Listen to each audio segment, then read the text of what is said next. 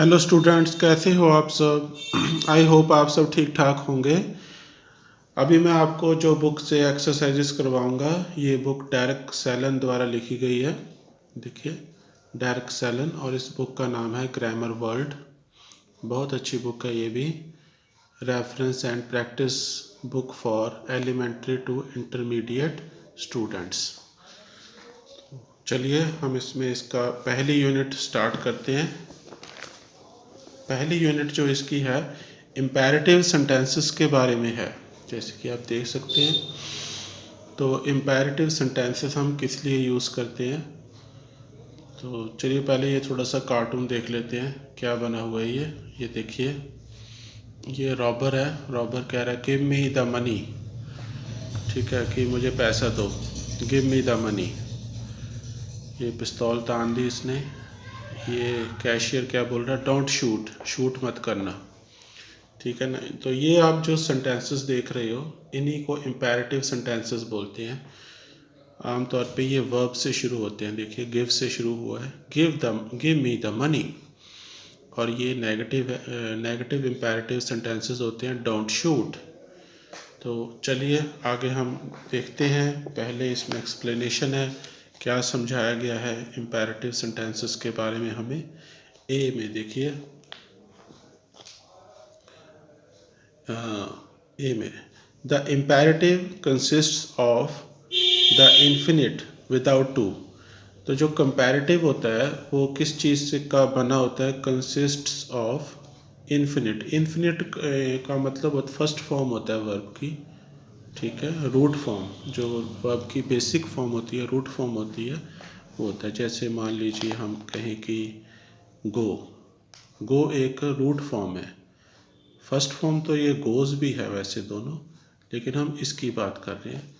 Without inflection जो form होती है, इसको इन्फिनिट बोलते हैं, ठीक है। तो इसके साथ यूज़ होता है विदाउट टू। टू का मतलब कि वर्ब के आगे टू नहीं आता। जैसे अब हमने देखा था, जैसे ये है कम हियर, तो टू तो नहीं लगा ना आगे, सीधा बोल दिया कम हियर, इधर आओ। लुक एट मी, मेरी तरफ देखो। लिसन टू दिस सॉन्ग, इस सॉन्ग को सुनो। ये पीछे आया, टू आगे नहीं आया, ठीक है। लिसन टू दिस सॉन्ग, इस सॉन्ग को सुनो। बी में बताया the negative form uses don't और डू नॉट। तो शॉर्ट में डोंट और फुल फॉर्म में डू नॉट। मोर फॉर्मल और एम्फेटिक। ये जो होता है फुल फॉर्म, ये ज़्यादा फॉर्मल होती है और एम्फेटिक होती है। एम्फेटिक का मतलब कि हम किसी बात को अगर हमने स्ट्रेस दे के बोलना है, जोर दे के बोलना है, तो हम फुल फॉर्म यूज़ करते हैं, अदरवाइज हम शॉर्ट फॉर्म यूज़ करते हैं। चलिए देखिए कुछ एग्जाम्पल। डोंट शूट, भाई शूट मत करना। डोंट बी स्टूपिड, मूर्ख मत बनो। Do not look, do not look, तो उसने कहा है कि देखो मत, ठीक है। सी में देखिए क्या समझाया, वी यूज़ द इम्पेरेटिव। तो इम्पेरेटिव सेंटेंसेस जो होते हैं वो हम किस लिए यूज़ करते हैं, टू गिव ऑर्डर्स, ऑर्डर्स देने के लिए यूज़ करते हैं हम। जैसे किसी को ऑर्डर देना हो, जैसे हमने कहना go away, go away, get out, इस तरह से। और गिव एडवाइस, किसी को एडवाइस देने के लिए भी यूज़ कर सकते हैं। Go to France for your holidays, ठीक है भाई, फ्रांस में जाओ अपनी छुट्टियों के लिए। Make a wish for someone, किसी के लिए आपने विश करनी हो तब भी हम इम्पेरेटिव सेंटेंसेस यूज़ करते हैं, जैसे गेट वेल सून, ठीक है। और ask somebody to do something, किसी को कुछ कहना हो करने के लिए, ask somebody to do something. जैसे पास द सॉल्ट प्लीज़, कि आप डाइनिंग टेबल के ऊपर बैठे हो तो आप किसी को कह रहे हो कि ये सॉल्ट जरा पकड़ाना, पास द सॉल्ट प्लीज़। और क्या है, थोड़ा सा मुझे इधर को करना पड़ेगा इसको, ओके। गिव इंस्ट्रक्शंस, आपने किसी को इंस्ट्रक्शंस देनी है, तो जैसे cook the potatoes, potato cook करो, ठीक है। वार्न समबडी, किसी को वार्निंग देनी हो, हमने चेतावनी देनी हो, तब हम बोलते हैं डोंट टच द डॉग, कुत्ते को टच मत करो, don't touch the dog. Offer something, किसी को हमने कुछ ऑफरिंग करनी हो, have a cup of coffee, कि आप कॉफ़ी पीजिए, ठीक है। तो ये हो गए, देखिए कितने यूसेजेस हैं। ओके, ये सारे हो गए। अभी हम डी पार्ट पे आ गए हैं। D part, to be polite, it is best to use please with the imperative. तो क्या होता है कि पोलाइट मतलब हमने किसी से नम्रता से बात करनी है, शिष्टाचार से बात करनी है, पोलाइटली, तो हम प्लीज़ यूज़ करते हैं इम्पेरेटिव के साथ बहुत ज़्यादा, ठीक है। आप सीधा किसी को बोलोगे इस तरह से वर्ब के साथ तो वो नाराज़ हो सकता है। जैसे क्लोज़ द विंडो बोल के आप प्लीज़ नहीं बोलोगे तो वो नाराज़ हो सकता है। तो अगर आप बोलिए क्लोज़ द विंडो प्लीज़, ठीक है, या प्लीज़ आप आगे भी लगा सकते हो, please close the window, please help करिए, ठीक है। अभी देखिए, in writing there is often an exclamation marks, ठीक है। तो अक्सर क्या होता है, इसका प्रोनाउंसिएशन ऑफ्टन और ऑफन दोनों होता है। In writing there is often an exclamation mark, इस जो है चिन्ह को, सिंबल को एक्सक्लेमेशन मार्क कहते हैं। आफ्टर द इम्पेरेटिव, इम्पेरेटिव के बाद कई बार आपने देखा होगा, हमने ऊपर एग्जाम्पल्स में भी देखा कि एक्सक्लेमेशन मार्क आया था। After the imperative, when the situation is dramatic, when the situation is dramatic, कि जब सिचुएशन ड्रामेटिक होती है, यानी आप कह सकते हैं कि कोई एमरजेंसी होती है, तब फिर हम प्लीज़ भी नहीं लगाते, ठीक है ना। अब देखिए कि किसी को बोल रहा है कि डोंट जंप मत करना, तो उसको कोई डेंजर सामने आ रहा है तो वो प्लीज़ लगाने में थोड़ी टाइम बर्बाद करेगा, ठीक है। तो ऐसे ही किसी को बोल दिया शट अप, हेल्प, कोई हेल्प मांग रहा है इमरजेंसी में, तो वो प्लीज़ वगैरह थोड़ी लगाएगा, प्लीज़ हेल्प, आग लग गई है, पुट आउट द फायर, फटाफट हम ऐसे ही बोलेंगे ना, please put out the fire थोड़ी बोलेंगे। इमरजेंसी सिचुएशंस में फिर हम प्लीज़ नहीं लगाते। एफ देखिए, लेट्स का मतलब होता है let's. Let's is the imperative form of the first person plural, ठीक है। लेट्स गो मतलब लेट अस गो, ये चलते हैं। वी यूज़, ये इसमें फर्स्ट पर्सन लगा हुआ है ना, us, let us first person होता है। We use it to suggest doing something, तो लेट्स किस लिए यूज़ होता है, लेट्स यूज़ होता है किसी को कोई सजेस्ट करने के लिए, जैसे डूइंग समथिंग कि कुछ करते हैं, ठीक है। और टू गिव ऑर्डर, किसी को ऑर्डर देने के लिए होता है। To a group which includes the speaker, और उसमें स्पीकर भी खुद ही शामिल हो गया। टू गिव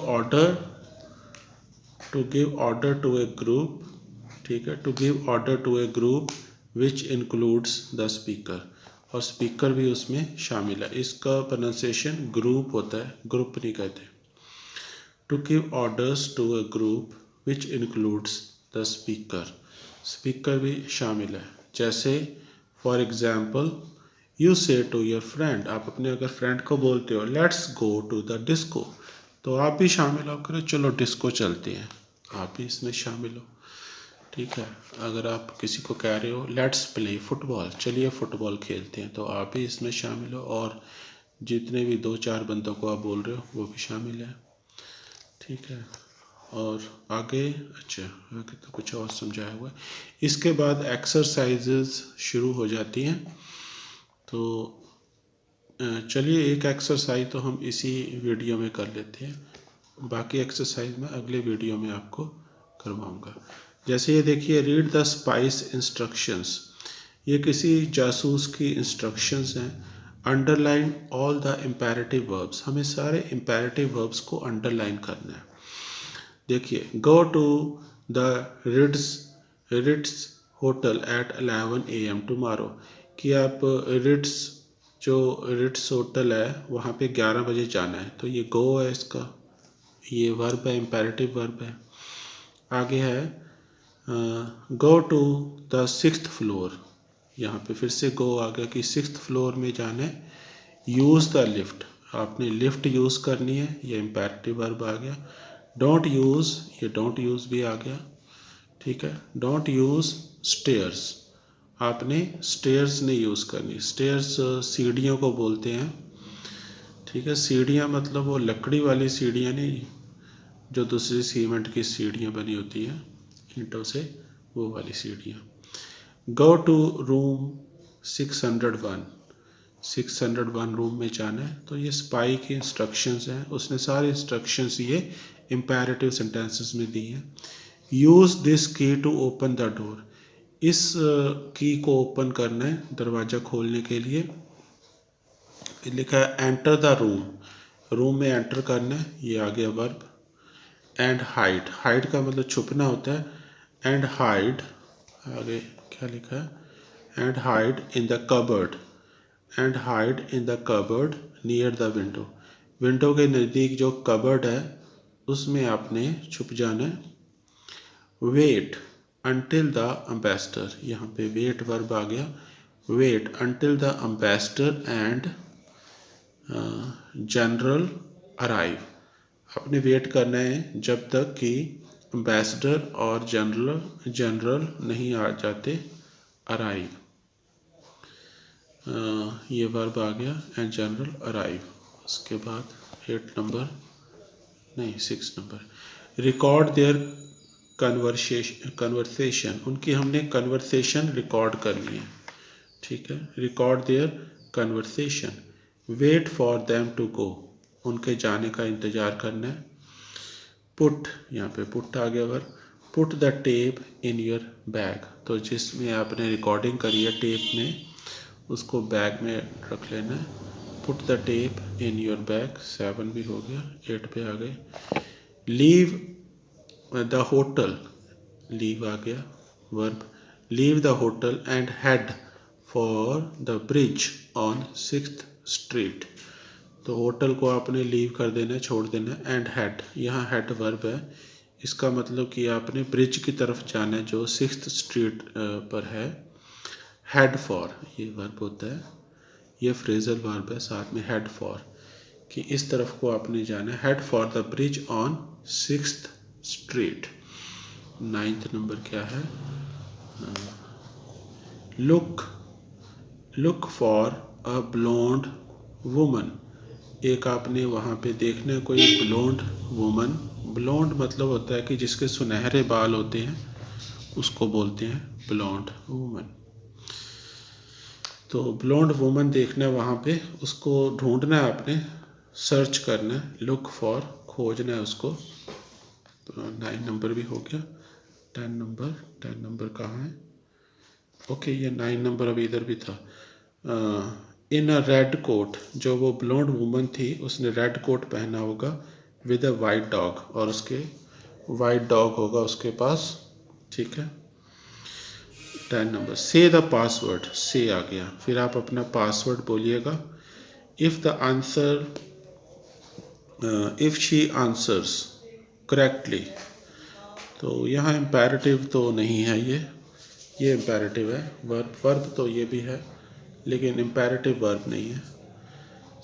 तो ये लिखा है कि अगर वो सही पासवर्ड बोलेगी, से द पासवर्ड बोलिए। इफ़ शी आंसर्स करेक्टली, अगर वो ठीक आंसर देती है, गिव हर द बैग, तो हम 10 नंबर कर रहे थे। गिव हर द बैग, तो आप उसको बैग दे दीजिएगा। देन टेक अ टैक्सी, ये आ गया टैक्सी, इम्पेरेटिव, ऐसे वर्ड आगे लग सकते हैं देन वगैरह। Then take a taxi and go to the airport, और फिर एयरपोर्ट जाना, ये भी इम्पेरेटिव वर्ब है। टेक द, उसके बाद ये आ गया, take the next flight to Geneva, तो आपने अगली फ़्लाइट जो है जिनीवा के लिए पकड़ लेनी है। 12 नंबर पे आ गए। If the enemy catches you से नथिंग, अगर आपको एनिमी पकड़ लेता है, वर्ब तो वैसे ये भी है लेकिन इम्पेरेटिव वर्ब नहीं है, तो आप कुछ मत बोलिएगा, से नथिंग। चलिए फ्रेंड्स, बाकी हम अगले वीडियो में करेंगे।